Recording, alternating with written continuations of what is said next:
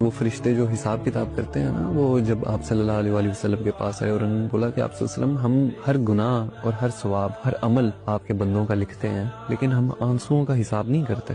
تو آپ صلی اللہ علیہ وآلہ وسلم نے فرمایا کہ ایسا کیوں کہ تم آنسوؤں کا حساب نہیں کرتے؟ آنسو بھی تو عمل ہی ہے، یہ بھی تو ایک طریقہ ہے اللہ تعالیٰ سے معافی مانگنے کا، یہ بھی تو ایک طریقہ ہے اللہ سے کچھ مانگنے کا، یہ بھی تو ایک دعا ہے، عبادت ہی ہے یہ.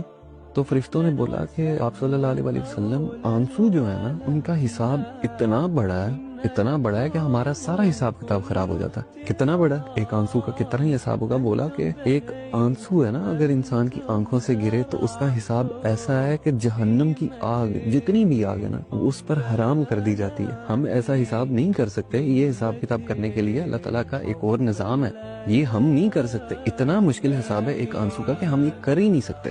تو جو شخص اپنا دکھ اللہ کو بتاتا ہے، اللہ سے دوستی اس نے لگائی ہے، اپنی خوشی بھی اس کو بتاتا ہے، اپنا دکھ بھی اس کو بتاتا ہے، تو اس انسان سے بہتر انسان کون ہے؟ ممکن ہی نہیں ہے کہ کوئی اس سے بہتر ہو.